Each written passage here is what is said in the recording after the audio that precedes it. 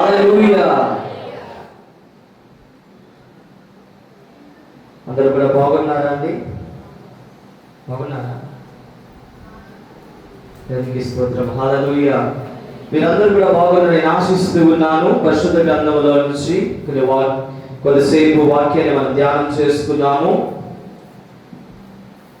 ఈరోజు ఎంతమంది సిద్ధంగా ఉన్నారు వాక్యం వినడానికి? ఒకసారి సిద్ధంగా ఉంటారు. రుచి గట్టిగా స్తోత్రాలు చెల్లిద్దామా?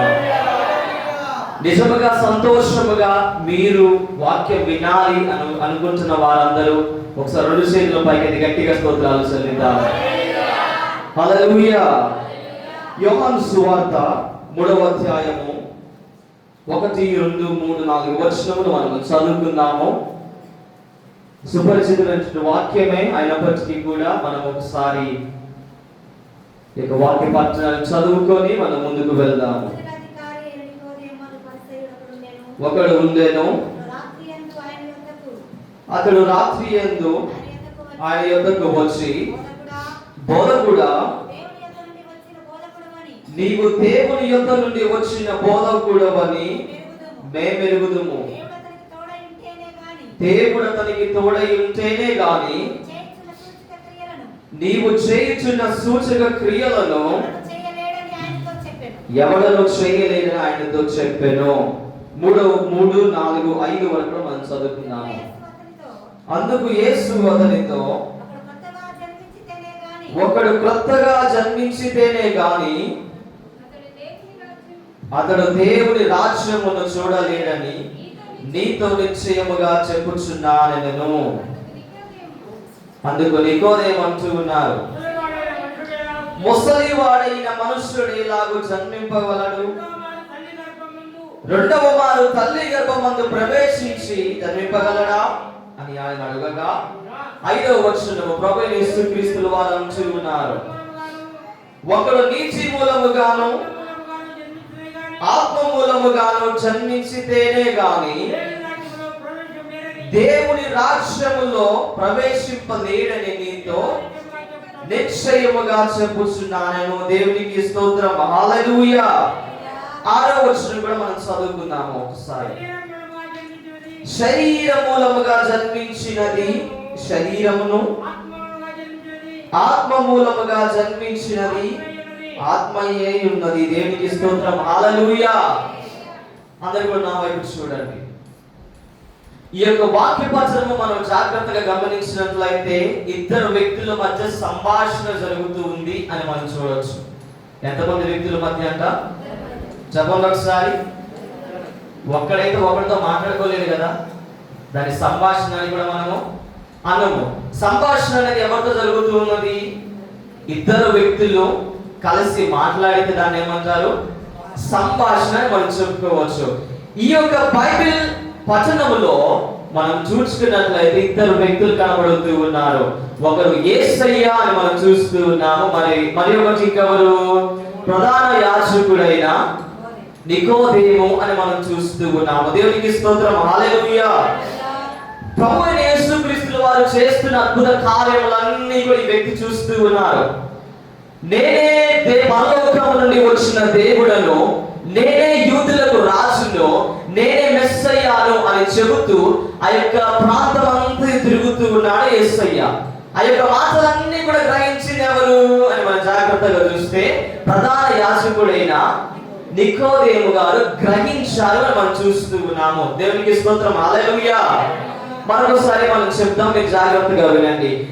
దేవుని వాక్యమును వింటాము, అర్థం చేసుకుంటాము, కానీ దాన్ని మనము గ్రహింపమని మనం చూస్తూ ఉన్నాము. నికోదేము గారు ప్రధాన యాజకుడు అని మనం చూస్తూ ఉన్నాము. నికోదేము గారితో పాటు ఒక 10 మంది, ఇంకొక 10 మంది ఉంటారు. ఎంతమంది అంట? ఇంకా 10 మంది ప్రధాన యాజకులు అందరు కలిస్తేనే వారిని శాంక్షన్ అంటారు. వారందరూ కూడా వారి ఒక కూటం అంటారు, ఒక కమ్యూనిటీ అంటారు మనం. దాంట్లో ఎంతమంది ఉంటారు? 10 మంది ఉంటారు. ఎంతమంది చెప్పండి ఒకసారి. 10 మంది. వారందరూ ఎవరు? ప్రధాన యాజకులు అని మనం చెప్పుకోవచ్చు. యాజకులు వేరు, ప్రధాన యాజకులు వేరు. దేవునికి స్తోత్రం. హల్లెలూయా. ఈ నికోదేముతో గారి పాటు 9 మంది ప్రధాన యాజకులు ఉన్నారు. ఈ ప్రధాన యాజకులందరూ కూడా, ఈ యాజకులందరూ కూడా, మనుషులందరూ కూడా, శిష్యులందరూ కూడా యేసయ్యను చూస్తూ ఉన్నారు, ఆయన చెబుతున్న మాటలు వింటూ ఉన్నారు. అయితే అందులో చాలా తక్కువ మంది మాటలను అర్థం చేసుకుంటూ ఉన్నారు అని మనం చూస్తూ ఉన్నాము. దేవునికి స్తోత్రం, హల్లెలూయా. ప్రభువైన యేసయ్య మాట్లాడే మాటలు విన్నారు, అర్థం చేసుకున్నారు. కానీ మనకు జాగ్రత్తగా పరిశుద్ధ గ్రంథమును మనం గమనించినట్లయితే చాలా తక్కువ మంది ఆయన మాటలను గ్రహించారు అని మనం చూస్తూ ఉన్నాము. దేవుడు అంటూ ఉన్నాడు, నేనే రాజులకు రారాజును, ప్రభువులకు ప్రభును అనగా ఇది దేనికి సాదృశ్యంగా ఉంటుందయ్యా అంటే ఇది దేవునికి సమానముగా యేసయ్య చెబుతూ ఉన్నాడు అని మనం చూస్తూ ఉన్నాము. ఈ మాటలన్నీ ఇప్పుడు ఎవరు విన్నారు? నికోదేము అని మనం చూస్తూ ఉన్నాము. ఆ ప్రధాన యాజకుడైన నికోదేము గారు విని ఆ మాటలను అర్థం చేసుకొని ఇప్పుడు గ్రహింపులోనికి వచ్చాడు అని మనం చూస్తూ ఉన్నాం. దేవునికి స్తోత్రం, హల్లెలూయా. మనం చదువుకున్నట్లయితే 3వ అధ్యాయం 1వ వచనములో ఇలా చెప్పబడుతూ ఉంది, యూదుల అధికారి అయిన నికోదేము పరిసయ్యుడు అని చెబుతూ ఉన్నాడు. 2వ వచనం, అతడు రాత్రియందు యేసయ్య యొద్దకు వచ్చాడు. దేవునికి స్తోత్రం, హల్లెలూయా. ఎవరైనా కలవాలంటే మనం ఎప్పుడు వెళ్తాం చెప్పండి ఒకసారి. ఎవరైనా కలవాలంటే మనం ఎప్పుడు వెళ్తాము? మార్నింగ్ వెళ్తాం. సాయంత్రం రాత్రి 9ంటికి వస్తే ఉంటారు వాళ్ళు. వాళ్ళు ఏం చేస్తారు? తిని పడుకుంటారు, లేదా వారి కార్డులు వారు ఉంచడం మనం చూస్తాము. ఇప్పుడు నికోదేము ఎప్పుడు వస్తూ ఉన్నాడు? రాత్రి వేళ ఎందుకు అని మనం జాగ్రత్తగా చూసుకున్నట్లయితే యేసయ్యను కలవాలి అని ఒక ఆలోచన, కాంక్షతో యేసయ్య యొద్దకు వస్తూ మనం చూస్తూ ఉన్నాము. 3వ అధ్యాయము 2వ వచనం మనం చదువుకున్నట్లయితే వచ్చి ఏమంటూ ఉన్నాడు? బోధకుడా, నీవు దేవుని యొద్ద నుండి వచ్చిన బోధకుడు అని మేము ఎరుగుదుము. దేవుడు అతనికి తోడైంటే గాని నీవు చేయుచున్న సూచక క్రియలు ఎవడనో చేయలేడని ఆయనతో చెప్పాను. ఈ యొక్క మాటలు ఏమి మనకు తెలియపరుస్తూ ఉన్నాయి? యేసయ్య చెబుతూ ఉన్నాడు, నేనే యేసయ్యను, నేనే మెస్సయ్యను, నేనే రాజును అని చెబుతూ ఉన్నాడు. చాలా మంది వింటూ ఉన్నారు, కానీ వారందరికీ ఇప్పుడు ఏం లేదయ్యా అంటే గ్రహింపు లేదు అని మనం చూస్తూ ఉన్నాము. దేవునికి స్తోత్రం, హల్లెలూయా. నేను ముందుకు వెళుతూ ఉన్నాను. ఈ యొక్క ప్రధాన యాజకుడైన నికోదేము గారు గ్రహించి యేసయ్య యొద్దకు వచ్చి ఉన్నాడు. ఎక్కడికి వచ్చి ఉన్నాడంట? యేసయ్య యొద్దకు వచ్చి ఉన్నాడు. యేసయ్యా, నీవు దేవుని నమ్ముతూ ఉన్నాను, నీవే రాజులకు రాజుని నమ్ముతూ ఉన్నాను, నీవు సూచక క్రియలు చేస్తూ ఉన్నావు, నేను నమ్ముతూ ఉన్నాను అని చెబుతూ ఉంటే ప్రభువు యేసుక్రీస్తు వారు అంటూ ఉన్నారు అక్కడ, ఒకడు క్రొత్తగా జన్మించితేనే గాని, చదువుకుందాం ఒకసారి అందరం కూడా 3వ అధ్యాయము 3వ వచనము, అందుకు యేసు అతనితో, ఒకడు క్రొత్తగా జన్మించితేనే గాని అతడు దేవుని రాజ్యమును చూడలేడని నీతో నిశ్చయముగా చెబుతూ ఉన్నాను.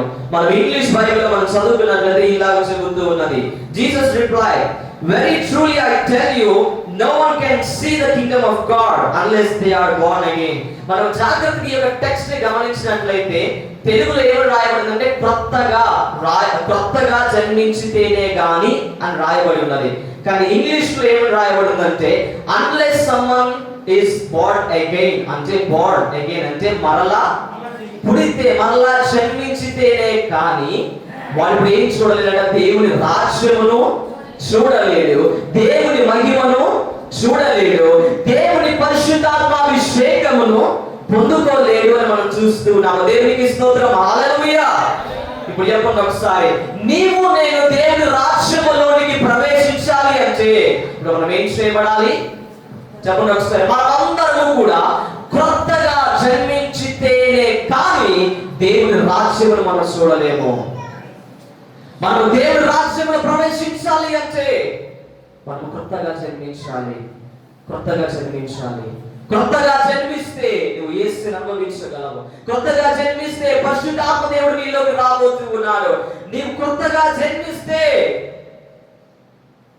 ఆత్మ ఫలములు నీలోకి రాబోతున్నా. దేవునికి స్తోత్రం, హల్లెలూయా. మనం జాగ్రత్తగా ముందుకు వెళుతూ ఉన్నాను. మనం జాగ్రత్తగా యొక్క వచన భాగాలను చదువుకున్నట్లయితే నికోదేము గారు అడుగుతూ ఉన్నారు, సరేనయ్యా కొత్తగా జన్మిస్తేనే గాని దేవుడి రాజ్యంలో మేము చూడలేము కదా, మరి కొత్తగా జన్మించాలంటే మరి ఎలా జన్మించాలి మేము? ముసలి వాడైన మనుషుడు ఎలాగును తన తల్లి గర్భంలోనికి వెళ్ళి జన్మింపగలడా అని ప్రశ్న అడుగుతూ అందరికీ నా వైపు చూడండి. ముసలి వాడైన మనుషుడు నికోదేము గారు చాలా వృద్ధుడే. ఎవరంట? నికోదేము గారు వృద్ధుడే. అతని గురించి అతను మాట్లాడుతున్నాడు, కానీ ఇండైరెక్ట్ గా వేసేది అంటున్నాడు, ఒకవేళ ముసలి వాడైతే ఏలాగా కొత్తగా జన్మించాలి అని అడుగుతున్నాడు యేసయ్యను. దేవునికి స్తోత్రం, హల్లెలూయా. ప్రభువైన యేసుక్రీస్తును అడుగుతున్నాడు, కొత్తగా జన్మించడం అంటే ఎలాగయ్యా? ఆ యొక్క మాటలలో ఆ యొక్క ఆసక్తిని మనం చూస్తూ ఉన్నాము, ఆ యొక్క ఆతృతను మనం చూస్తూ ఉన్నాము. దేవుని రాజ్యములోనికి వెళ్ళాలని, దేవుని మహిమను చూడాలని ఈ నికోదేమస్ గారు అనుకుంటూ ఉన్నారు. అయితే అడుగుతూ ఉన్నారు, ఏలాగా కొత్తగా జన్మించాలి, కొత్తగా ఏలాగా జన్మించాలి అని ప్రభు యేసుక్రీస్తు అంటూ ఉన్నారు. అయితే యేసు అంటూ ఉన్నారు 4వ వచనంలో, మనం కింద వచనం మనం చదువుకున్నట్లయితే 5వ వచనం, ఒకడు నీటి మూలముగాను ఆత్మ మూలముగాను జన్మించితేనే గాని దేవుని రాజ్యములో ప్రవేశింపలేడు. దేవునికి స్తోత్రం, హల్లెలూయా. మనం జాగ్రత్తగా కొన్ని వచనం ఇది చదువుకున్నాం, ఇదే టెక్స్ట్ లో మనం కొన్ని వచనాలు కొంచెంసేపు అబ్జర్వ్ చేద్దాం. 3వ అధ్యాయం 3వ వచనం మనం చదువుకున్నాం. అందుకు యేసు ఏమంటున్నాడు, ఒకడు కొత్తగా జన్మించితేనే గాని అతడు దేవుని రాజ్యమును చూడలేడు. జాగ్రత్తగా గమనించండి, యేసు అంటూ ఉన్నాడు, ఒకడు కొత్తగా జన్మించితేనే గాని ఇప్పుడు వాడు దేవుని రాజ్యమును చూడలేడు. మొదటిగా చూడలేడు. 5వ భాగం మనం చదువుకుందాం. 5వ వచనం, నీటి మూలముగాను ఆత్మ మూలముగాను జన్మించితేనే గాని దేవుని రాజ్యములో ప్రవేశింపలేడని చూస్తున్నాం. దేవునికి స్తోత్రం, హల్లెలూయా. చెప్పండి ఒకసారి, ఏమంటున్నాను? ప్రభు యేసుక్రీస్తు వారు, నీవు కొత్తగా జన్మిస్తేనే గాని దేవుని రాజ్యంలో చూడలేదు. మొదటగా రాజ్యము అనేది ఒకటి ఉంది అని నీకు తెలియాలంటే మొదట మనము దాన్ని చూడాలి. యేసు అంటున్నారు, కండిషన్ పెడుతున్నారు, నీవు దేవుని రాజ్యాన్ని చూడాలి అంటే ఇప్పుడు ఏం చేయాలో తెలుసా? నువ్వు కొత్తగా జన్మించాలి అని దేవుడు అంటూ ఉన్నాడు. రెండవదిగా మనము జాగ్రత్తగా చదువుకున్నట్లయితే, నీవు నీటి మూలముగాను ఆత్మ మూలముగాను జన్మించితేనే గాని దేవుని రాజ్యములో వాడు ప్రవేశింపలేడని నీతో నిశ్చయముగా చెబుతూ ఉన్నాను. దేవునికి స్తోత్రం, హల్లెలూయా. ఈరోజు మనందరికీ ఒక ప్రశ్న ఉండొచ్చు, కొత్తగా జన్మించడం అంటే ఎలా? మరి మనమందరం కూడా మన తల్లి గర్భంలోకి వెళ్ళి మనల్ని పుట్టడం సాధ్యమంటారా? మరి కొత్తగా జన్మించడం అంటే ఏంటి అని మనం జాగ్రత్తగా గమనించినట్లయితే, పరిశుద్ధాత్మ దేవుడు అపోస్తలుడైన పౌలు గారితో మాట్లాడుతూ కొరింథీయులకు రాస్తూ ఈ యొక్క మాట మాట్లాడుతూ 2వ కొరింథీయులకు రాసిన పత్రిక 5వ అధ్యాయము 17వ వచనం మనం జాగ్రత్తగా చదువుకుందాము.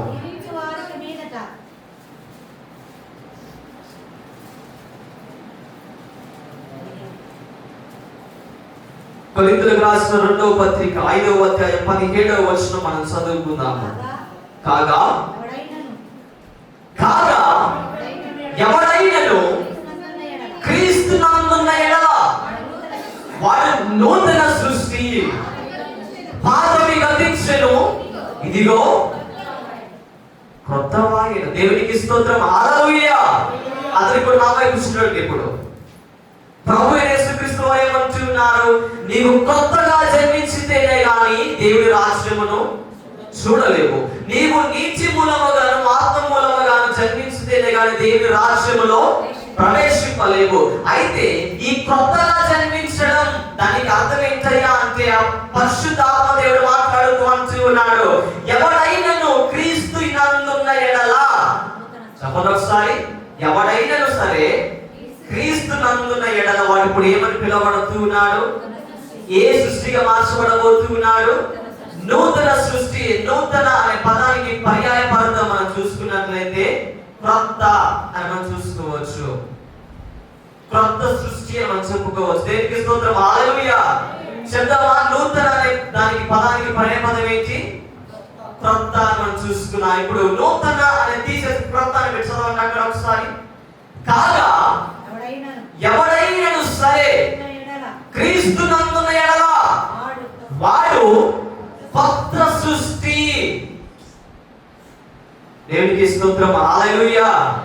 పాతవి గతించెను, ఇదిగో కొత్త వాయువును మనం చూస్తున్నాం. దేవునికి స్తోత్రం. హల్లెలూయా.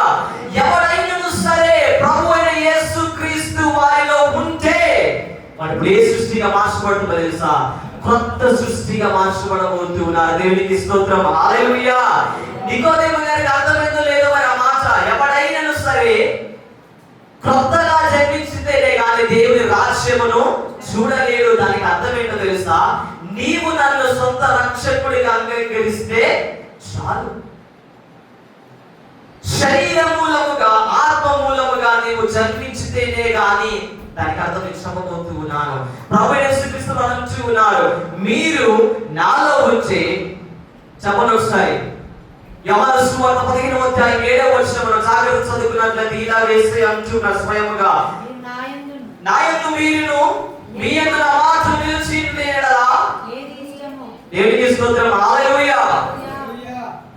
15వ అధ్యాయం 7వ వచనం అందరూ కూడా తీసి చదువుదాం మనం ఒకసారి. నా యందు మీరును మీ యందు నా మాటలు నిలిచి ఉంటే చాలు. దేవునికి స్తోత్రం. హల్లెలూయా. ప్రభువు యేసుక్రీస్తు వారు ఏం కోరుకుంటున్నారు? అందరూ కూడా నా వైపు చూడండి ఒకసారి. ప్రభువు యేసుక్రీస్తు ఏం చెబుతున్నారు అయ్యా అంటే, నా యందు మీరును మీ యందు నా మాటలు నిలిచి ఉండాలి. నిలిచి ఉంటేనే కానీ నీవు దేవుని రాజ్యమును చూడలేవు. నీవు నాలో ఉంటే, నేను నీలో ఉంటే నీవు దేవుని రాజ్యమును ప్రవేశించగలవు అని అంటున్నాడు. దేవునికి స్తోత్రం. హల్లెలూయా. నేను ముందుకు వెళుతూ ఉన్నాను. ఒక క్యారెక్టర్ ని మీ ముందుకు నేను తీసుకుని రావాలనుకుంటూ ఉన్నాను. దేవునికి స్తోత్రం. హల్లెలూయా. ఇప్పుడు ఎప్పుడు ఒకసారి దేవుని రాజ్యం మనం చూడాలంటే, దేవుని రాజ్యం మనం ప్రవేశించాలంటే మనం మొదటిగా చేయవలసిన పని ఏంటయ్యా అంటే, మనం కొత్తగా జన్మించాలి. అనగా మనము దేవుని యందు కొత్త సృష్టిగా మార్చబడాలి అని మనం చూస్తూ ఉన్నాము. దేవునికి స్తోత్రం. హల్లెలూయా. కొరింథీయులకు రాసిన 2వ పత్రిక 5వ అధ్యాయం 17వ వచనంలో, కాగా ఎవడైనను క్రీస్తు యందున్న ఎడల వాడు కొత్త సృష్టి, ఇదిగో పాతవి గతించెను, ఇదిగో కొత్త వాయువు. దేవునికి స్తోత్రం. హల్లెలూయా. ప్రతి ఒక్క క్రైస్తవుడు, పిలువబడుతున్న క్రైస్తవులందరూ కూడా ఇదిగో వారు పాత జీవితమును మొదలుపెట్టి కొత్త జీవితమును జీవిస్తే కానీ వారు దేవుని రాజ్యములో ప్రవేశింపలేరు అని దేవుడు స్పష్టంగా మాట్లాడుతూ ఉన్నాడు. ఈరోజు దేవుడు మనందరికీ కూడా ఒక వర్తమానం ఇస్తూ ఉన్నాడు.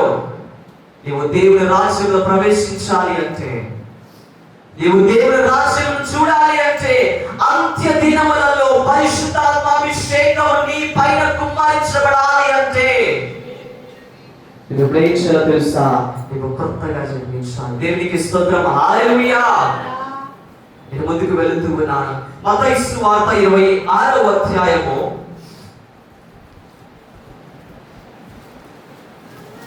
31 నుండి మనం కొన్ని వచనాలు చదువుకుందాము.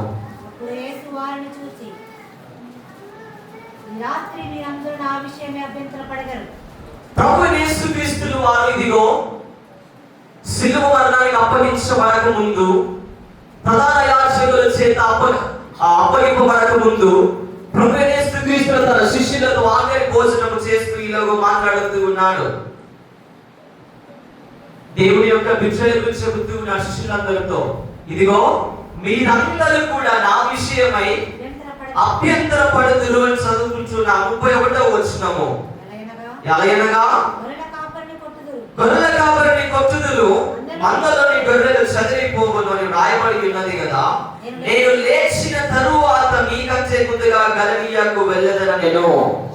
అందుకు పేతురు, ఈ పేతురు గుర్తు పెట్టుకోండి. దేవునికి స్తోత్రం. హల్లెలూయా. ఇప్పుడు ఈ పేతురు ఏమంటున్నారో జాగ్రత్తగా వినండి, చదవండి. పేతురు, అందుకు పేతురు, నీ విషయమై అందరూ అభ్యంతర పడినను నేను ఎప్పుడు అభ్యంతర పడనని ఆయనతో చెప్పగా యేసు అతన్ని చూసి అంటూ ఉన్నాడు, ఈ రాత్రి కోడి కూయక మునుపే నీవు నన్ను ఎరుగువని ముమ్మారు, ఒకసారి కాదు ఎన్నిసార్లు అంట, ముమ్మారు చెప్పెదవు అని నీతో నిశ్చయముగా చెబుతూ ఉన్నాను. దేవునికి స్తోత్రం, హల్లెలూయా. అందరికీ నా వైపు చూడండి. ఎందుకు ఈ యొక్క వాక్యాన్ని నేను చదివించానయ్యా అంటే, ప్రభువైన యేసుక్రీస్తు వారు ఇక్కడ ఇద్దరు వ్యక్తుల గురించి మాట్లాడట్లేదు, కానీ ఇద్దరు వ్యక్తుల జీవితం నుండి మనము కొంత నేర్చుకోవచ్చు అనడానికి ఈ యొక్క ప్యాసేజ్ మనం చెప్పుకోవచ్చు. ఈ యొక్క వాక్య వచనంలో ప్రభువైన యేసుక్రీస్తు వారు శిష్యులందరితో పలుకుతున్న మాటలు ఏంటయ్యా అంటే, ఈ రోజు ఈ రాత్రి మీరందరూ కూడా నా విషయమై అభ్యంతరపడదురు. అయితే పేతురు గారు అంటూ ఉన్నారు, ప్రభువా ఈ 12 మంది శిష్యులలో ఈ 11 మంది అభ్యంతరపడినను నేను మాత్రం మీ విషయంలో అభ్యంతరపడను అంటూ నా దేవునికి స్తోత్రం, హల్లెలూయా. ఈ విషయంలో పేతురు గారి కాన్ఫిడెన్స్ మనం మెచ్చుకోవచ్చు. అది ఎంత కాన్ఫిడెంట్ గా చెప్పాడంటే, నేను యేసయ్య ఒకరి కింద వచ్చిన మనం చదువుకుందాం అంటున్నాడు, నేను చావవలసి వచ్చినా చేస్తాను కానీ నేను మిమ్మల్ని ఎరుగునని నేను చెప్పను అంటున్నా. దేవునికి స్తోత్రం, హల్లెలూయా.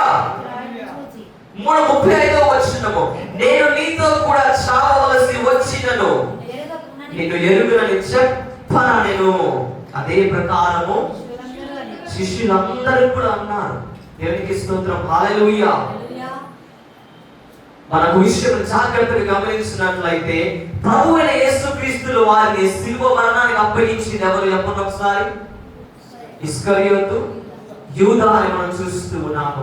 ప్రభువైన యేసుక్రీస్తు వారు 12 శిష్యులు అంటున్నారు, మీలో ఒకడు నన్ను అప్పగించబోతూ ఉన్నాడు అని అన్నప్పుడు అందులో ఎవరున్నారు చెప్పండి? ఇస్కరియోతు, యూదా గారు కూడా ఉన్నారు అక్కడ. 12 మంది శిష్యులతో అంటూ ఉన్నాడు యేసయ్య ఏమని, ఈ రాత్రి మీరందరూ కూడా నా విషయం అభ్యంతరపడదురు. ఈ యొక్క ఆఖరి మాటలు మనం జాగ్రత్తగా గమనించినట్లయితే, యేసయ్య తన శిష్యుల గురించి మాట్లాడుతూ ఉన్నాడు. మీరు ఏం చేయబోతూ ఉన్నారు, మీరు ఎలాగ ఉండబోతూ ఉన్నారు, వీళ్ళు ఒకరిని అప్పగించబోతూ ఉన్నారు అని ప్రతి విషయం కూడా దేవుడు జరగబోయే విషయాల గురించి చెబుతూ ఉన్నాడని మనం చూస్తూ ఉన్నాము. జరగబోయే విషయాలు ఏమేంటిది? మొదటగా నన్ను ఒకడు అప్పగిస్తాడు, వీళ్ళ ఒకడు నన్ను అప్పగిస్తాడు. రెండవదిగా పేతురు నీవు నన్ను ముమ్మారు ఎరుగువని చెప్పాడు. మూడవదిగా మనం జాగ్రత్తగా గమనించినట్లయితే, అతడిని ఎవరు అప్పగిస్తారో దేవుడికి తెలుసు, దేవుడికి మాత్రమే తెలుసు, అది ఎవరికి కూడా తెలియపరచబడలేదు రాయబడింది మనం చూస్తూ ఉన్నాం. దేవునికి స్తోత్రం, హల్లెలూయా. ఇప్పుడు అప్పుడు ఎన్ని విషయాలు దేవుడు ప్రవచించాడు? మొదటిగా మీలో ఒకడు నన్ను అప్పగించబోతూ ఉన్నాడు. రెండవదిగా పేతురు నీవు నన్ను ముమ్మారు ఎరుగువని చెప్పెదవు. మూడవదిగా యేసయ్యను అప్పగించే వ్యక్తి, ఆ వ్యక్తి ఎవరో కనబడబోతూ ఉన్నాడు. దేవునికి స్తోత్రం, హల్లెలూయా. మనం ఈ విషయాన్ని జాగ్రత్తగా గమనించినట్లయితే, ప్రభువైన యేసుక్రీస్తు వారు అప్పగించబడాల్సిన సమయం వచ్చింది. ఏ సమయం అంట? యేసయ్యను అప్పగించాల్సిన సమయం వచ్చి ఉందో మనం చూస్తూ ఉన్నాము. శిష్యులందరూ కూడా వింటూ ఉన్నారు, యేసు అంటూ ఉన్నారు ఏమని, మీలో ఒకరిని అప్పగించబోతున్నాడు అని అన్నప్పుడు ఇస్కరియోతు యూదా గారు కూడా విన్నారు ఆ మాటలన్నీ కూడా. మరి విన్నప్పుడు పరిశుద్ధాత్మ దేవుడు తనతో ఎందుకు మాట్లాడలేదు? మరి ఎందుకని దేవుడి మాటలు వింటూ ఉన్నాడు, అర్థమవుతూ ఉన్నాయి కానీ ఎందుకని గ్రహించలేకపోతూ ఉన్నాడు అని మనం చూసుకున్నట్లయితే, ఇదిగో ఇస్కరియోతు యూదాలో ఇప్పుడు ఏమి ఆవగించిందని చెప్పండి ఒకసారి? అపవాది ఆవగించింది అని మనం చూస్తూ ఉన్నాము. దేవునికి స్తోత్రం, హల్లెలూయా. మీకు అర్థం కదా? మరొకసారి నేను చెప్పాలనుకుంటూ ఉన్నాను. ప్రభువైన యేసుక్రీస్తు వారు చెబుతూ ఉన్నారు ఈ 3 విషయాలు. ఇలా జరగబోతూ ఉన్నది, వీళ్ళు ఒకరిని అప్పగించబోతూ ఉన్నాడు, నేను శిలువ మరణానికి నేను అప్పగించబడబోతూ ఉన్నాను, నేను మరణించబోతూ ఉన్నాను, నేను శ్రమ దినమున నేను ఇలా శ్రమ పడబోతూ ఉన్నాను అని ప్రతి ఒక్క విషయం కూడా దేవుడి వారితో మాట్లాడుతూ ఉన్నాడు. ఇవన్నీ కూడా 12 మంది శిష్యులకు అర్థమయ్యాయి కానీ వారు గ్రహించలేకపోయారు. గ్రహించలేకపోయారని చూస్తూ ఉన్నాము. ముఖ్యముగా ఇస్కరియోతు యూదా గారి జీవితంలో మనం కొన్ని విషయాలు నేర్చుకోవచ్చు. మీరందరూ కూడా యేసుని చూశారండి? సమాధానం చెప్పండి నాకు ఒకసారి. యేసుని చూశారా? నాకు వినపడట్లేదు. అంటే వినపడట్లేదు. అవునా కాదా? చూశారా లేదా? దేవునికి స్తోత్రం, హల్లెలూయా. చెప్పండి, ప్రభు యేసు క్రీస్తుని చూశారా? లేదు. యేసయ్య ఎలా ఉంటాడో మీకు తెలుసా? తెలియదు. యేసయ్య స్పర్శను మీరు ఎప్పుడైనా తాకారా? లేదు. యేసయ్య చేసిన అద్భుత కార్యాలు చూశారా? దేవునికి స్తోత్రం, హల్లెలూయా. ఇస్కరియోతు యూదా గారు దేవునికి చాలా సమీపముగా ఉన్నాడు మనం చూస్తూ ఉన్నాము. 12 మంది శిష్యులు కూడా దేవుడితోనే ఉన్నారు. 12 మంది శిష్యులు కూడా దేవుడితోనే ఉన్నారు. తిరిగారు, ప్రయాణం చేశారు, తిన్నారు, తిరిగారు, పడుకున్నారు, ఎక్కడెక్కడో ఉన్నారు. దేవుడితో అద్భుత కార్యాలు చూశారు. 5,000 మందికి దేవుడు ఆహారం పంచిపెట్టారు. అప్పుడు కూడా వారు దేవుడితోనే ఉన్నారు. దేవుడు చేసిన అద్భుత కార్యాలు చూశారు. దేవుడు చేసిన అద్భుత కార్యాలు విన్నారు. యేసయ్యను చూశారు. యేసయ్యను స్పర్శ తెలుసుకుని ఉన్నారు. అయినప్పటికీ కూడా దేవుడు చెప్పిన మాటలను ఇస్కరియోతు యూదా అర్థము చేసుకున్నాడు, కానీ గ్రహించలేకపోయాడు. దేవునికి స్తోత్రం, హల్లెలూయా. ఎందుకంటే ఈ మాటలు మీకు చెబుతూ ఉన్నాయి అని అంటే, ఇదిగో ఒకడు దేవుని రాజ్యములో ప్రవేశించాలి అంటే వాడు ఇప్పుడు ఏం చేయాలి చెప్పండి ఒకసారి? కొత్తగా జన్మించాలి. కొత్త సృష్టిగా మార్చబడితేనే గాని వాడు దేవుని రాజ్యములో ప్రవేశింపలేడు. ఇస్కరియోతు యూదా గారు చాలా దగ్గరగా ఉన్నారు దేవునికి అని చూస్తూ ఉన్నాం.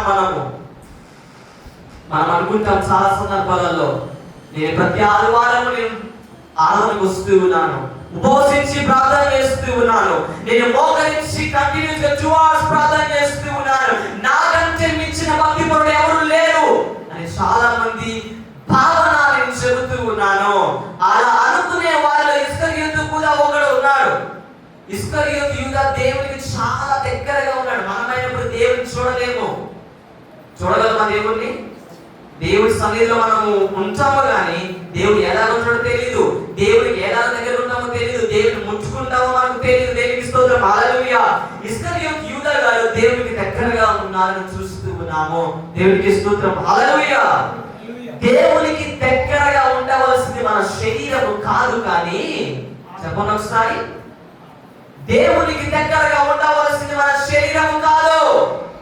మరి ఏంటయ్యా అంటే దేవునికి దగ్గరగా ఉండవలసినది నీ ఆత్మ. దేవునికి స్తోత్రం, హల్లెలూయా. ఇస్కరియోతు యూదా గారు దేవునికి చాలా దగ్గరగా ఉన్నారు, కానీ ఆత్మీయ జీవితంలో దేవునికి చాలా దూరంగా ఉన్నారు అని మనం చూస్తూ ఉన్నాము. ఇస్కరియోతు యూదా గారి జీవితంలో మనం ఏదైనా నేర్చుకోవచ్చు అనంటే మనము ఏం చేయాలంటే మనము దేవునికి దగ్గరగా ఉండొచ్చు, అదే విధంగా చాలా దూరముగా కూడా ఉండవచ్చు అనే విషయం మనం నేర్చుకోవచ్చు. మనం దేవుని మందిరానికి వస్తాము, ప్రార్థన చేస్తాము, వాక్యం వింటాము, కానీ మనలో ఏముండదు అంటే ఒక స్పందన ఉండదు, ఒక మార్పు ఉండదు. ఎందుకు అని మనం జాగ్రత్తగా గమనించినట్లయితే ఇదిగో జాగ్రత్తగా వినండి. మనము దేవునికి శరీరానుసారముగా మనము దేవునికి దగ్గరగా ఉన్నాము, కానీ ఆత్మానుసారంగా మన దేవునికి చాలా దూరముగా ఉన్నాము అంటాం. ఈరోజు దేవుడు మనకి బయలుపరిచిన విషయం ఏంటో తెలుసా? నీవు దేవుని రాజ్యమును చూడాలి అంటే, నీవు దేవుని రాజ్యంలో ప్రవేశించాలి అంటే నువ్వు కొత్తగా జన్మించాలి. నీ పాత జీవితము స్వభావం ఏదైతే ఉంచి ఉన్నదో దాన్ని నీవు వదిలివేసి కొత్త అనే చొక్కాని మనం తొడుగుకోవాలి. దేవునికి స్తోత్రం, హల్లెలూయా. నేను ముందుకు వెళుతూ ఉన్నాను. ఈ ఇస్కరియోతు యూదా గారి జీవితంలో మనం చాలా విషయాలు నేర్చుకోవచ్చు. అయితే ప్రభువు యేసు క్రీస్తు అంటూ ఉన్నారు, 3 విషయాలు చెప్పారు కదా. మొదటిగా నేను అప్పగించబడబోతూ ఉన్నాను, రెండవదిగా పేతురు నీవు నన్ను ముమ్మారు అని చెప్పేదవు, మూడవదిగా నన్ను అప్పగించబడబోతున్న వ్యక్తి తను రివీల్ కాబోతూ ఉన్నాడు దేవుడు చెప్పి ఉన్నాడు. దేవునికి స్తోత్రం, హల్లెలూయా. మనం జాగ్రత్తగా గమనించినట్లయితే అపోస్తలుడైన పేతురు గారు దేవుడు అప్పగించబడిన తరువాత ఇదిగో ముమ్మారు దేవుని ఎరుగను అని చెప్పి ఉన్నారని మనం చూస్తూ ఉన్నాము. దేవునికి స్తోత్రం. హల్లెలూయా. మత్తయి సువార్త 26వ అధ్యాయము 1వ వచనం 69వ వచనం మనం చదువుకుందాము. మత్తయి సువార్త 26 69 70 మన కొన్ని వచనం 3 వచనం మనం చదువుకుందాము. పేతురు వెలుపటి ముంగిట కూర్చుని ఉండగా ఒక చిన్న చేతుని ఎద్దకు వచ్చి కదా అనెను. అందుకతడు నేనుండలేదు. మొదటిగా జాగ్రత్తగా వినండి. ఇప్పుడు ఏమంటూ ఉన్నాడు?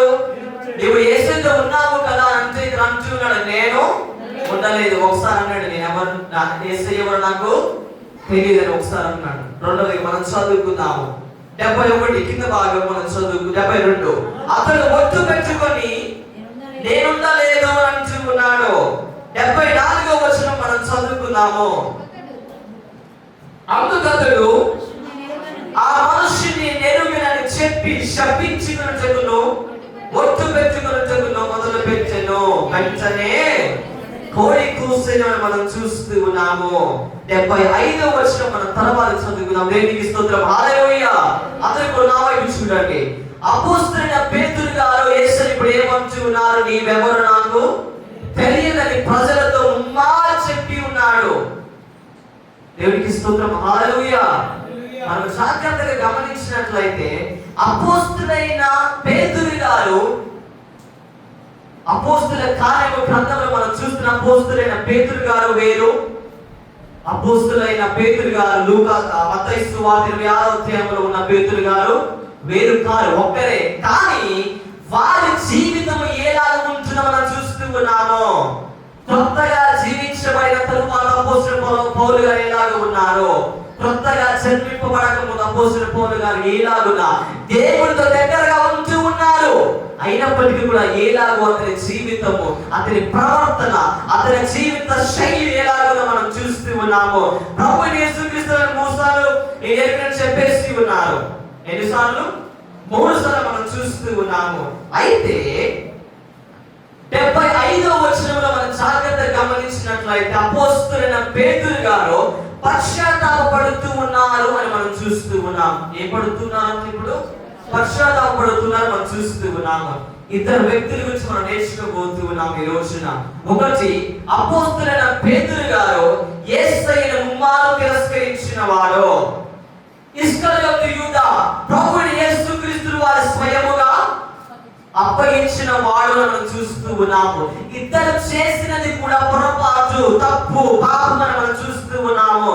మనం జాగ్రత్తగా గమనించినట్లయితే అపోస్తలుడైన పేతురు గారు 75వ వచనంలో ఈలాగ పశ్చాత్తాపపడుతూ ఉన్నాడు. మనం చదువుకున్న 75 కోడి కూయక మునుపు నీవు నన్ను ఎరుగవని కుమారు చెప్పేదవని యేసు తనతో అనిన మాట పేతురు జ్ఞాపకము తెచ్చుకొని వెలుపలికి పోయి సంతాపపడి ఏడ్చెను అని మనం చూస్తూ ఉన్నాము. దేవునికి స్తోత్రం. హల్లెలూయా.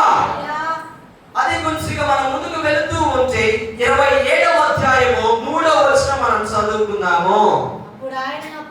అప్పుడు ఆయన అప్పగించిన యూదా ఆయనకు శిక్ష విధింపబడగా చూసి పశ్చాత్తాపపడి ఆ 30 వెండి నాణాలు ప్రధాన యాజకుల యొద్దకు, పెద్దల యొద్దకు మరలా తెచ్చి నేను నిరపరాధ రక్తమును అప్పగించి పాపము చేసితిని అని చెప్పాను. వారి దాంట్లో నాకేమి పని, నీవే చూసుకోమని చెప్పగా అతను ఆ వెండి నాణములు దేవాలయంలో పారవేసి పోయి ఉరి పెట్టుకొనెను. దేవునికి స్తోత్రం. హల్లెలూయా. అందరూ నా వైపు చూడండి ఒకసారి. మనం జాగ్రత్తగా ఈ 2 ప్యాసేజ్లు మనం గమనించినట్లయితే అపోస్తలుడైన పేతురు గారు పశ్చాత్తాపపడుతూ ఉన్నాడు, సంతాపం చెందుతూ ఉన్నాడు. ఇక్కడ ఇస్కరియోతు యూదా గారు కూడా పశ్చాత్తాపపడుతూ ఉన్నాడు, సంతాపపడుతూ ఉన్నాడు మనం చూస్తూ ఉన్నాము. దేవునికి స్తోత్రం. హల్లెలూయా. అయితే మనం ఎందుకని ఇస్కరియోతు యూదా గారి పశ్చాత్తాపం క్షమింపబడలేదు?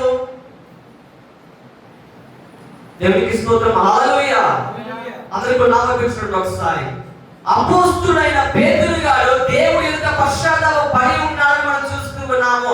యోహాను సువార్త 21వ అధ్యాయం అంతా కూడా మనం చదువుకున్నట్లయితే యేసు ప్రభువుగా స్వయంగా పేతురు ఎదుటకు వచ్చి ఉన్నాడు. నీవు వీటన్నిటికన్నా ఎక్కువగా ప్రేమిస్తూ ఉన్నావా అని అడగగా, నీకు నీ వెలుగు ప్రభువు అని మనం చూస్తూ ఉన్నాము. ఆ యొక్క సంభాషణలో మనం అర్థం చేసుకోవాల్సిన విషయం ఏంటయ్యా అంటే, అక్కడ పేతురు నిజమైన పశ్చాత్తాప పడుతూ ఉన్నాడు. అదే విధముగా ప్రభువుని యేసుక్రీస్తు వారితో మరలా ఐక్యత కలిగి ఉన్నది మనం చూస్తూ ఉన్నాము. దేవునికి స్తోత్రం, హల్లెలూయా. మరి ఇస్కరియోతు యూదా గారు పశ్చాత్తాపపడాడు. అక్కడ ప్రత్యేకంగా రాయబడి ఉన్నది, అక్కడ పశ్చాత్తాపపడెను, కానీ అతను పోయి ఉరి పెట్టుకోలేను అని మనం చూస్తూ ఉన్నాము. ఎందుకని మరి పశ్చాత్తాపపడిన ఇస్కరియోతు యూదా గారికి క్షమాపణ దొరకలేదు అని మనం జాగ్రత్తగా గమనించినట్లయితే, అపోస్తలుడైన పేతురు గారు దేవుని ఎదుటకు వచ్చి పశ్చాత్తాపపడుతూ ఉన్నాడు అని మనం చూస్తూ ఉన్నాము. ఎవరి ఎదుటకు వస్తూ ఉన్నాడంట? దేవుని ఎదుటకు వచ్చి పశ్చాత్తాపడుతూ ఉన్నాడు. 27వ అధ్యాయము 3వ వచనము మనం చూస్తున్నట్లయితే, ఆయనకు శిక్ష విధింపబడగా చూచి పశ్చాత్తాపపడెను. ఆ 30 వెండి నాణెములు ఎవరి యొద్దకంట? ప్రధాన యాజకుల యొద్దకు, పెద్దల యొద్దకు వచ్చి, దేవునికి స్తోత్రం, హల్లెలూయా. మనం జాగ్రత్తగా ఈ వచన భాగం మనం గమనించినట్లయితే, అపోస్తలుడైన పేతురు గారు దేవుని ఎదుట పశ్చాత్తాపపడుతూ ఉంటే, ఇదిగో తన పాత జీవితం అక్కడ వదిలేయడానికి ఇష్టపడుతూ ఉన్నాడు. ఈ యొక్క వచన భాగం మనం చూసుకున్నట్లయితే, ఇస్కరియోతు యూదా గారు మనుషుల ఎదుట పశ్చాత్తాపపడుతూ ఉన్నాడు. మనుషుల ఎదుట తప్పు ఒప్పుకుంటూ ఉన్నాడు అని మనం చూస్తూ ఉన్నాము. ఒకవేళ ఇస్కరియోతు యూదా గారే దేవుని ఎదుటకు వెళ్ళి పశ్చాత్తాపపడి ఉంటే క్షమించేవాడేమో యేసయ్య. క్షమింపడు అంటారా? చెప్పండి ఒకసారి. ప్రభువు యేసుక్రీస్తు వారి యొద్దకు ఇస్కరియోతు యూదా గారు వెళ్ళి, దేవా నా వల్ల తప్పు జరిగింది దేవా, నన్ను క్షమించండి అని అంటే యేసయ్య క్షమించనంటాడా? పశ్చాత్తాపపడాడు. కానీ ఎవరి ఎదుట పడాడు అంటే మనుషుల ఎదుట పడాడని మనం చూస్తూ ఉన్నాము. దేవునికి స్తోత్రం, హల్లెలూయా. ఒకడు కొత్తగా జన్మిస్తేనే కానీ దేవుని రాజ్యమును చూడలేడు, దేవుని రాజ్యములో ప్రవేశింపలేదని మనం చూస్తూ ఉన్నాము. అపోస్తలుడైన పేతురు గారు దేవుని ఎదుట పశ్చాత్తాపపడాడు. తన పాత జీవితము ఏదైతే ఉంటుందో దాన్ని తను యాక్సెప్ట్ చేసి దాన్ని అక్కడ వదిలేసి ఇదిగో కొత్త జీవితము తను ప్రారంభించి ఉన్నాడు అని మనం చూస్తూ ఉన్నాము. దేవునికి స్తోత్రం, హల్లెలూయా. యోహాను సువార్త 21వ అధ్యాయం అంతా మనం చదువుకున్నట్లయితే, ఇదిగో దేవునితో మరలా ఐక్యమయ్యాడు మనం చూస్తూ ఉన్నాము. అపోస్తుల కార్యముల గ్రంథం 1వ అధ్యాయం 2వ అధ్యాయం మనం చదువుకున్నట్లయితే, ఇదిగో అపోస్తులైన పేతురు గారు పరిశుద్ధాత్మ చేత నింపబడి ఇదిగో వాక్య పరిచర్య చేయించి ఉండగా అక్కడ ఉన్న ప్రజలందరూ కూడా ఇదిగో పరిశుద్ధాత్మ చేత నింపబడి ఉన్నారు. దేవునికి స్తోత్రం, హల్లెలూయా. ఈ యొక్క వాక్యమును మనం జాగ్రత్తగా చదువుకున్నట్లయితే, ఇదిగో అపోస్తలుడైన పేతురు గారు యేసుని ముమ్మారు ఎరుగునని చెప్పి ఉన్నాడు. అది కొత్తగా జన్మింపబడకపోతే మనం అనుకుంటూ ఉన్నాము దేవునికి మనం చాలా దగ్గరగా ఉంటూ ఉన్నాము, మందిరానికి వస్తూ ఉన్నాము. మనం మందిరానికి వచ్చినంత మాత్రాన మనము దేవునికి దగ్గరగా ఉన్నట్లు కాదు. అలాగే తీసుకెళ్ళి చాలా దగ్గరగా ఉన్నాం. మనం ప్రార్థన చేస్తూ ఉన్నాము, మోకరించి మనం 2 గంటలు 3 గంటలు ఒక రోజంతా ప్రార్థన చేస్తూ ఉన్నాము. అయినప్పటికీ కూడా మనము దేవునికి దగ్గరగా ఉంటూనే ఆత్మానుసారమైన జీవితంలో మనం చాలా దూరంగా ఉండొచ్చు అని మనం చూసుకోవచ్చు. దేవునికి స్తోత్రం, హల్లెలూయా. ఈ రోజు మనం నేర్చుకోవాల్సిన పాఠం ఏంటని మనం జాగ్రత్తగా గమనించినట్లయితే, మత్తయి సువార్త 27వ అధ్యాయంలో ఒక పదం యూజ్ చేయబడి ఉన్నది. ఏంటంట? ఒక పదం. అది నేను చెప్పాలని ఇష్టపడుతూ నాతో నా వైపు చూడండి. ఈ కొత్త నిబంధన గ్రంథం అంతా కూడా ఏ భాషలో రాయబడింది చెప్పండి ఒకసారి. ఏ భాషలో రాయబడింది? నాకేం తెలుసు అంటారా? గ్రీకు అనే భాషలో రాయబడిందని మనం చూస్తూ ఉన్నాము. పాత నిబంధన గ్రంథం అంతా కూడా హిబ్రూ భాషలో రాయబడిందని మనం చూస్తూ ఉన్నాము. అయితే మన తెలుగులో అనువదించబడిన తరువాత అర్థాలు చాలా మారిపోయాయని మనం చూస్తూ ఉన్నాము. ఇంగ్లీష్ లో ఒక పదం ఉంటే తెలుగులో దానికి నానార్థాలు ఉంటాయి. అవునా కదా? నానార్థాలు ఉంటాయి, పర్యాయ పదాలు చాలా ఉంటాయి దానికి. అదే విధముగా గ్రీకు భాషలో ఉపయోగించబడిన ఒక వాక్యాన్ని మీకు చెప్పాలనుకుంటూ ఉన్నాను. మత్తయి సువార్త 27వ అధ్యాయము 3వ వచనములో ఆయన అంటున్నాడు, ఆయనకు శిక్ష విధింపబడగా చూచి పశ్చాత్తాపపడెను అనే ఒక మాట రాయబడి ఉన్నది. దేవునికి స్తోత్రం, హల్లెలూయా. పశ్చాత్తాపము అనే పదము గ్రీకు భాషలో ఏమని ఉపయోగించబడిందంటే మెటనోమియా. మిమ్మల్ని చెప్పడం లేక నేను చెబుతూ ఉన్నాను. మెటనోమియా దానికి అర్థం ఏంటయ్యా అంటే సంతాపన చెందడము. ఏంటంట చెప్పండి? సంతాపన చెందడం. ఇంకోటి ఇంగ్లీష్ లో టు ఫీల్ రిమోర్స్ అంటే చాలా గాఢముగా దుఃఖపడడం అని మనం చూస్తూ ఉన్నాము. చెప్పండి ఒకసారి. మెటనోమియా అనే పదానికి అర్థం ఏంటి? సంతాపం అనొచ్చు, లేదా గాఢముగా దుఃఖపడడం అని మనం చూస్తూ ఉన్నాము. మూడవ అర్థం ఏంటంటే to be sorry for what was done అంటే తాను చేసిన దానికి బాధపడుతూ ఉన్నాడని చెప్పుకోవచ్చు. నాలుగవ అర్థం ఏంటయ్యా అంటే టు ఎక్స్పీరియన్స్ డీప్ ఎమోషనల్ సారో అంటే ఎమోషనల్ గా తను చాలా బాధపడుతూ ఉన్నాడు అని మనం చూసుకోవచ్చు. ఈ యొక్క మెటనోమియా అనే పదము ఈ యొక్క భాష ఇక్కడ ఉపయోగించబడి ఉన్నది. ఎందుకు మీకు చెబుతూ ఉన్నానంటే పశ్చాత్తాపడి ఉన్నాడు కానీ క్షమాపణ ఎందుకు దొరకలేదు అంటే తాను పశ్చాత్తాపడిన ఆ యొక్క ప్రాసెస్ ఏదైతే ఉంటున్నదో, ఆ విధానం ఏదైతే ఉంటున్నదో అది దేవునికి వైపు తిరిగేటటువంటి విధంగా లేదు కాబట్టి దానికి క్షమాపణ దొరకలేదు అని మనం చూస్తూ ఉన్నాము. దానికి గల ఉపయోగించబడిన వాక్యమే లేదా శబ్దమే ఈ మెటనోమియా అని మనం చూస్తూ ఉన్నాము. మత్తయి సువార్త 26వ అధ్యాయము 75వ వచనం మనం చదువుకున్నాము. కోడి కూయక మునుపు నీవు నన్ను ఎరుగవని ముమ్మారు చెప్పెదవని యేసు తనతో అనిన మాట పేతురు జ్ఞాపకము తెచ్చుకొని వెలుపలికి పోయి సంతాప పడేడు పడి అని రాయబడింది. అక్కడ సంతాప పడి ఏడ్చెను అని రాయబడేది. అక్కడ ఉపయోగించబడిన శబ్దము వాక్యం ఏంటయ్యా అంటే మెటనోయా. అంటే దానికి అర్థం ఏంటంటే to change once mind in a way that honours God, that turns towards God. అంటే ఆ యొక్క శబ్దము మెటనోయా అంటే పశ్చాత్తాప పడడము. ఆ పశ్చాత్తాపం ఏ విధముగా ఉంటుందంటే అది దేవుని వైపు త్రిప్పబడే విధముగా ఉంటూ ఉన్నది. దేవునికి స్తోత్రం, హల్లెలూయా. రెండు కూడా పశ్చాత్తాపాలే. చెప్పండి ఒకసారి. రెండు కూడా పశ్చాత్తాపాలే, కానీ దానికి గల అర్థము చాలా వేరుగా ఉంటూ ఉన్నది. మెటనోమియా దానికి అర్థం ఏంటంటే పశ్చాత్తాపము. ఆ పశ్చాత్తాపం ఎలాగ ఉంటూ ఉందంటే వారి యొక్క మెదడు, వారి యొక్క హృదయమును మార్చుకొని దేవుని వైపు త్రిప్పబడేటటువంటి పశ్చాత్తాపం అని మనం చూస్తూ ఉన్నాము. ఇంకోటి మనం చూసుకున్నట్టు దానికి రెండవ అర్థము a change of heart and life అని మనం చూస్తూ ఉన్నాము. హృదయము మరియు జీవితంలో మార్పు అని మనం చూస్తూ ఉన్నాము. మూడవదిగా repentance that results in transfiguration or transformation మనం చెప్పుకోవచ్చు. దానికి అర్థం ఏంటో తెలుసా? మారు మనస్సు అని మనం చెప్పుకోవచ్చు. ఏ మనస్సు అంట? మారు మనస్సు. మారు మనస్సు పొందుటలో నిన్ను దాన్ని తీసుకువెళ్తుందయ్యా అంటే మెటనోమియా అని మనం చూస్తున్నాం. దేవునికి స్తోత్రం, హల్లెలూయా. నేను ఎందుకు ఈ పదాలన్నీ కూడా మీకు చెబుతున్నాయా అంటే ఇదిగో అపోస్తలుడైన పేతురు గారు దేవుని యొద్ద పశ్చాత్తాపపడి ఉన్నాడు.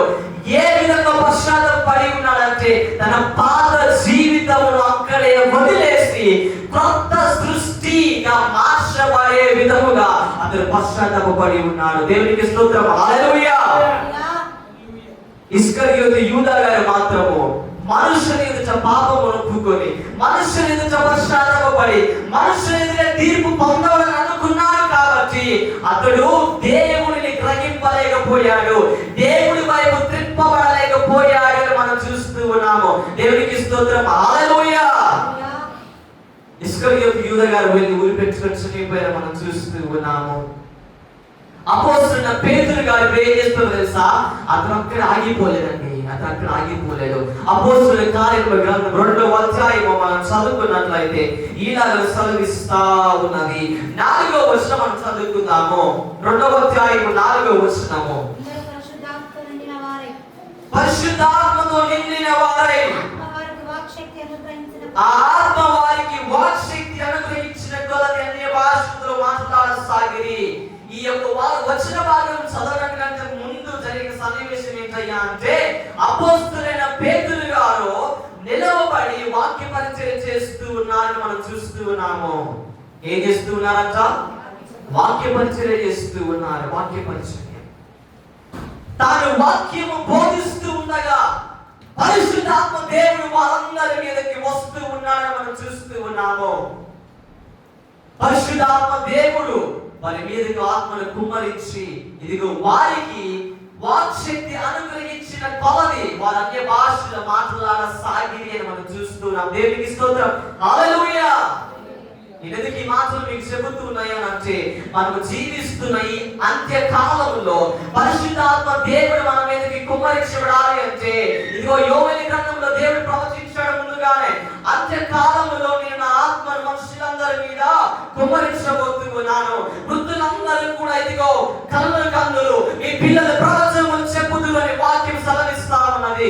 ఇదిగో ఈ రోజున అంత్యకాల దినములలో పరిశుద్ధాత్మ శక్తి మన మీద కుమ్మరించబడాలి అంటే, మనమందరం కూడా దేవుని ఆత్మను అనుభవించాలి అంటే, ఇదిగో మనమందరం కూడా కొత్తగా జన్మిస్తేనే కానీ మనము దేవుని ఆత్మను పొందుకోలేమని మనం చూస్తూ ఉన్నాము. దేవునికి స్తోత్రం. హల్లెలూయా. యోవేలు గ్రంథం 2వ అధ్యాయము మనం చదువుకున్నట్లయితే ఇలాగ సెలవిస్తా ఉన్నది. యోవేలు గ్రంథం 2వ అధ్యాయము కొన్ని వచన భాగాలు మనం చదువుకుందాము. 28 మనం చదువుకుందాము. తరువాత నేను సర్వజనుల మీద నా ఆత్మ కుమ్మరింతును, మీ కుమారులు మీ కుమార్తెలు ప్రవచనములు చెప్పుదురు, మీ ముసలి వారు కలలు కందులు, మీ యవనులు దర్శనములు చూదురు. అపోస్తలుల కార్యముల గ్రంథం 2వ అధ్యాయం 17వ వచనము మనం చదువుకుందాము. అంత్య దినముల యందు నేను మనుషులందరి మీద నా ఆత్మను కుమ్మరించెదను. దేవునికి స్తోత్రం. హల్లెలూయా. పరిశుద్ధాత్మ శక్తి మన మీద కుమ్మరించబడాలి అంటే మనం ఏం చేయాలో తెలుసా? ఇదిగో పాత జీవితం ఏదైతే ఉంచి ఉన్నదో అది మనం వదిలివేసి ఇదిగో కొత్త సృష్టిగా మార్చబడితేనే కానీ దేవుడి రాజ్యంలో మనం ప్రవేశించలేము. దేవుడి రాజ్యంలో మనం చూడలేము. అంత్య దినములో దేవుడు ఆత్మ కుమ్మరిస్తూ ఉన్నాడు. ఆ ఆత్మ మన మీద కుమ్మరించబడాలి అంటే మనం కొత్త సృష్టిగా మార్చబడాలి. దేవునికి స్తోత్రం. హల్లెలూయా. మీకు విషయం చెప్పాలంటే తెలుసా, అంత్య దినంలో దేవుడు తన ఆత్మను కుమ్మరిస్తూనే ఉన్నాడు. దేవుడు ఆత్మను కుమ్మరిస్తూనే ఉన్నాడు. పొందుకుని ఎవరు పొందుకుంటూ ఉన్నారు. ఒకవేళ మనమందరం ఒకవేళ పొందుకోవట్లేదు అని అంటే దానికి అర్థం ఏంటో తెలుసా? మనం ఇంకా దేవునికి దూరముగా ఉంటూ ఉన్నామని అర్థము.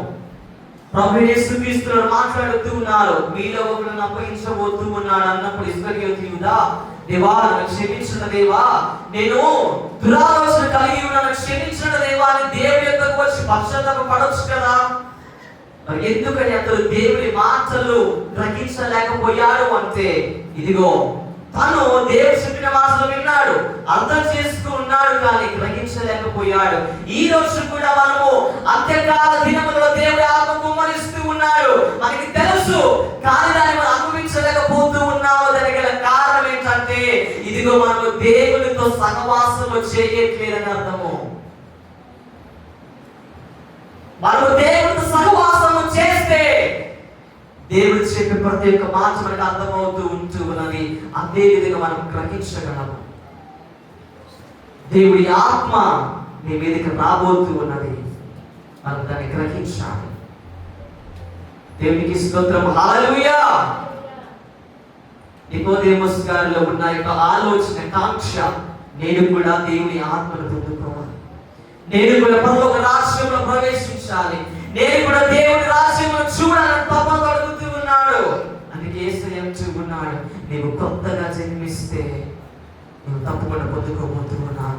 ఈరోజు నీవు నేను కూడా అంత్య దినముల్లో దేవుని ఆత్మచేత నింపబడాలి అంటే, నీవు నేను కూడా పరలోక రాజ్యంలో ప్రవేశించాలి అంటే, నీవు నేను కూడా దేవుని యొక్క రాజ్యమును చూస్తూ ముందుకు సాగిపోవాలి అంటే, ఇదిగో మనమందరము కూడా కొత్త సృష్టిగా మనం పిలువబడాలి.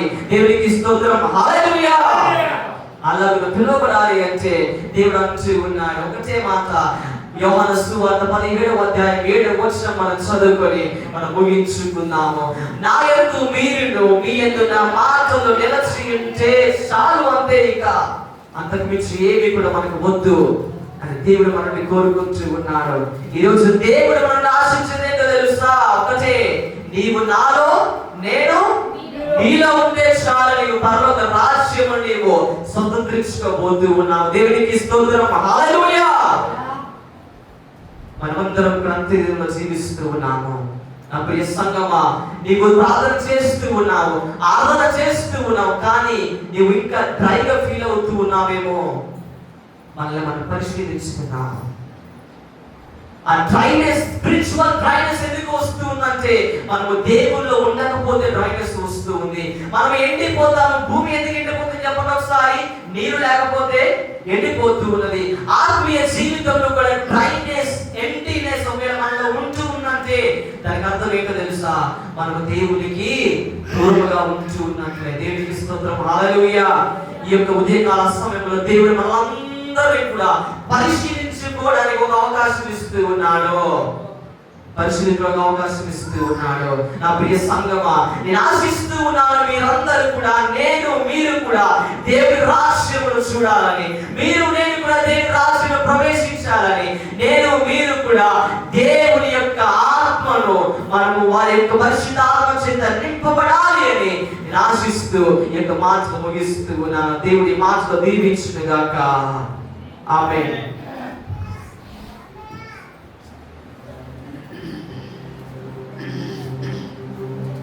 మంచిది పిల్లల ఇంతవరకు చక్కని మాటలు మనం వింటూ వచ్చాం. పరిశుద్ధాత్మదేవుడు మరొకసారి మనకు కావలసిన మాటలు అందించుకుంటూ వచ్చారు. నికోదేముతో ప్రభు సెలవిచ్చిన మాట ఒకటే, మనము కొత్తగా జన్మించాలి. ఎందుకొరకు అంటే పరలోక రాజ్యం, దానిని మనం స్వతంత్రించుకోవడానికి దేవుడు మనకిచ్చిన అద్భుతమైనటువంటి ఒక ప్రత్యేకమైనటువంటి విధానం మనకు కనబడుతూ ఉంది. వాస్తవానికి అతడు యూదులకు అధికారిగా ఉన్నాడు, వయసులో పెద్దవాడు, తెలిసినవాడు. కొంతమందికి లౌకిక జ్ఞానం ఉంటుంది, కానీ ఆత్మ సంబంధమైన జ్ఞానం కొంతమందికి ఉండదు. భౌతిక సంబంధమైన జ్ఞానం పరలోక రాజ్యమునకు ఉపయోగపడదు అనడానికి యోహాను గారు నికోదేముని గురించి తన సువార్తలో రాసుకుంటూ వచ్చారు. చాలా సంగతులు ఉన్నాయి. అతడు మంచి ప్రియుల స్థితి కలిగిన వాడే, కానీ ఆధ్యాత్మికమైన విషయంలో చాలా చిన్నవాడుగా కనబడుతూ ఉన్నాడు. కొంతమందికి బుర్రలో చాలా విషయాలు ఉంటాయి, లోకమంతా పెట్టుకుంటారు, కానీ దేవుని దగ్గరికి వచ్చేసరికి ఏమీ ఉండదు. ఏమో 23 కీర్తన చెప్పుకుంటే 23 కీర్తనయా అంటారు, కానీ లోకవార్తలన్నీ చెప్పమను పొద్దున్నాక పుస్తమానం చెప్తూ ఉంటారు. అంటే తప్పు అని నేను చెప్పడం లేదు, కానీ దేవుడు ఒక వ్యక్తిని ఆత్మీయతలోకి నడిపించడానికి దానికి వయస్సు అడ్డు కాదు, సమర్పణ కలిగిన హృదయం ఉంటే చాలు. దేవునికి స్తోత్రం కలుగును. చేతుల పైకి స్తోత్రం చెప్పడం, కొంచెం స్వరమైతే అందరూ స్తోత్రం చెప్పాలి. పేతురు గారు పశ్చాత్తాపడ్డాడు. ఇస్కరియోతు యూదా దానిని వినియోగించుకోలేకపోయాడు. వీళ్ళిద్దరెవరు? వీరిద్దరూ ప్రభువుని వెంబడించిన వారే. వారిద్దరూ అపోస్తలులుగా అభిషేకం పొందిన వాళ్ళే. వారిద్దరూ దేవుని యొక్క ఏర్పాట్లు ఉన్నవారే. కానీ ఒకరేమో ఓడిపోయారు, ఒకరేమో విజయాన్ని పొందుకున్నారు. మెట్టుకు ప్రతి ఆదివారం మనకు అందింపబడే వాక్యం, మీరు ఆత్మీయులు ఎదగాలని, ఆత్మ సంబంధమైన బలవంతులు కావాలని, తెలియని విషయాలు తెలుసుకోవాలని, ఇంతకుముందు ఎన్నడూ వెళ్ళని మార్గములో మీరు వెళ్ళాలి అనేది దేవుని యొక్క దయా సంకల్పం. చెప్పే మాటలు కాస్త మనకు వింతగా ఉండొచ్చు, కానీ అందులో చాలా విషయాలు దేవుడు పొందుపరిచాడు. వాస్తవానికి నేనైతే వెళ్ళేవాడిని కాదు. ఆ వయస్సు, ఆ జ్ఞానం, ఆ ఉద్యోగం ఉంటే నేనైతే వెళ్ళేవాడిని కాదు. ఎందుకంటే నాకంతా తెలుసు అన్నట్టుగా మనం ఉంటాం. నేర్చుకోవాలనుకున్న వారికి వయసుతో పని లేదు. మా దగ్గర బలహీనత లేదులే, కానీ కొన్ని సంఘాల్లో సీనియర్ విశ్వాసులు సేవకులను చూసి తక్కువ అంచనా వేస్తూ ఉంటారు. ఆయన చెప్తే మేము వెంటనేంటి, ఆయన వయసు ఎంత, అసలు ఆయన లెక్క ఎంత, మేము బాప్తిస్మం పుట్టిండో పుట్టలేదో అన్నట్టుగా ఫీల్ అవుతూ ఉంటారు. మన దగ్గర లేదులే, కానీ అట్లాంటి రోగం కొన్ని సంఘాల్లో కనబడుతూ ఉంటుంది. కానీ నీవు దేవుని యొద్ద నుండి వచ్చిన వాడవని నేను ఎరుగుదును అన్నాడు. ఎవరన్నారు? నికోదేము అన్నాడు. కాబట్టి నా ప్రియమైన దైవ జనాంగమా, వయసుతో పని లేకుండా, అనుభవంతో పని లేకుండా దేవుని ఏర్పాటును తెలుసుకున్నాడు నికోదేము. 4లో ప్రారంభమైన ఆయన ప్రయాణం యేసయ్య చనిపోయేంత వరకు కొనసాగించాడు. స్తోత్రం చెప్తున్నాం. సరిపోవా స్తోత్రాలు? అందరూ చేతులు చప్పట్లు కూడా చెప్పవచ్చు. ఎక్కడ ముగించాడు? కొంతమంది మధ్యలో ఆగిపోతారు, ఎందుకు అర్థం కాదు. 4లో ప్రారంభమైన యేసయ్య పరిచయం యేసయ్య చనిపోయేంత వరకు ఆ ప్రయాణాన్ని కొనసాగించాడు. ప్రయాణం ఎలా ఉండాలంటే ముగింపు వరకు ఆశీర్వాదకరంగా ఉండాలి. వాస్తవానికి దేవుడి సంవత్సరం మనకి ఇచ్చిన గొప్ప భాగ్యం అనుకుందామా? ఈ యోహాను సువార్త అనే పుస్తకం మీదనే బైబిల్ క్లాస్ చెప్పడానికి దేవుడు అవకాశం ఇచ్చాడు. ఈ బైబిల్ క్లాసులో నేను కూడా కొన్ని విషయాలు నేర్చుకుంటున్నాను.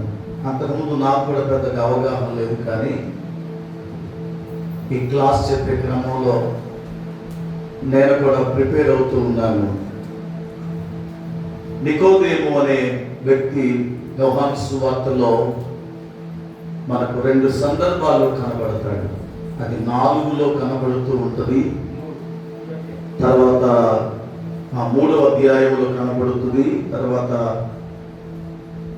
21వ అధ్యాయంలో ఆయన పునరుద్ధానపు సమయం ఆసన్నమైనప్పుడు విలువైన అత్తరును తీసుకొని సమాధి యొద్దకు వచ్చుట మనం చూస్తూ ఉంటాం. కాబట్టి మన ప్రయాణం దేవునితో ఎలా ఉండాలంటే నూతనమైనటువంటిదిగా ఉండాలి, కొలసీలకు రాసిన పత్రిక అపోస్తలుడైన పౌలు గారు కొలసీలో ఉన్న సంఘానికి పత్రికలు రాస్తూ ఒక చక్కని మాట ఇలాగూ తెలియచేస్తూ ఉన్నాడు. 3వ అధ్యాయం 9 వచనం 10 వచనాలు.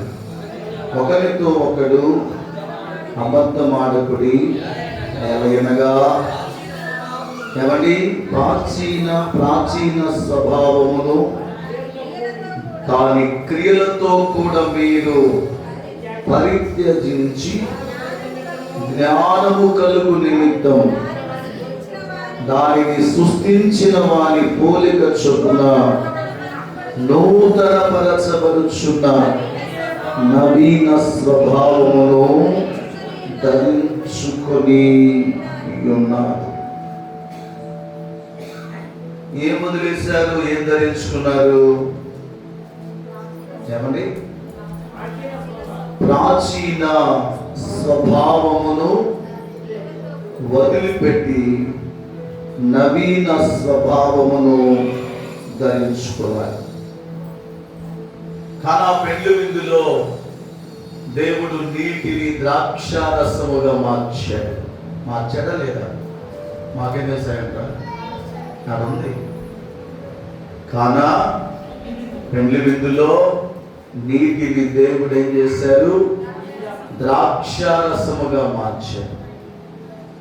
అక్కడ ఉన్న ప్రజలు, విందు యజమాని, శిష్యులు, పుర ప్రముఖులు, పెద్ద పెద్ద పరిసయ్యులు, పెద్ద పెద్ద యూదులు, పెద్ద పెద్ద నాయకులు, వాళ్ళందరికీ ఒక పాఠం. నీరు చెప్పండి, నీరు అందరు చెప్పండి, నీరు అందరు చెప్పాలి. ఏంటి? నీరు ఏమైంది? ఇప్పుడు ద్రాక్షారసముగా మారి. మరి చెప్పండి అందరూ, ఏమా? నీరు ద్రాక్షారసంగా మారిందని మీకు చాలా ఈజీగా ఉంది, కానీ అక్కడ 3 అనుభవాలు. ఒకటి, దాని రంగు మారింది, దాని రుచి మారింది, దాని స్వభావం కూడా మారింది. అంతా చెప్పండి ఈ మాట. ఒకటి రంగు, రుచి, స్వభావం. అంటే ద్రాక్షారసము, నీరు ద్రాక్షారసంగా మారింది అనడానికి అక్కడున్న యూదులందరికీ ఒక ఉపమానం, ప్రభువుకి ఇచ్చే సంకేతం ఏంటంటే, ముందు మీ జీవితాలు నీరు వలె ఉంటే రుచిగా ఉండదు. అంటే ఏది మారాలో మారడానికి అవకాశం ఇవ్వకుండా ఉన్నంత కాలం అది రుచిగా ఉండదు అనడానికి దేవుడు ఒక సంకేతాన్ని అక్కడ తెలియపరిచారు. కాబట్టి నా ప్రియమైన దేవుని సంగమా, ప్రాచీన స్వభావమును విడిచిపెట్టి నవీన స్వభావం, అది పేతురుకు సాధ్యపడింది. అద్భుతమైన సేవ జరిగించారు. ప్రభు కొరకు హతసాక్షిగా మార్చబడ్డాడు.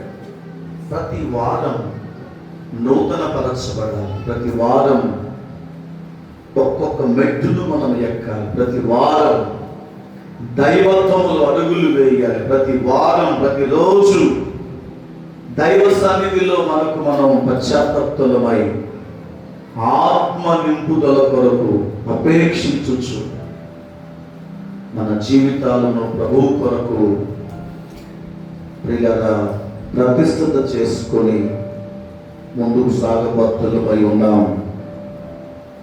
అటువంటి బలమైన కృప ప్రభు మనందరికీ ఇవ్వాలని కోరుకుంటూ ఈ మాటలు ముగిస్తున్నాను. మనమందరం లేచి నిలబడదాం.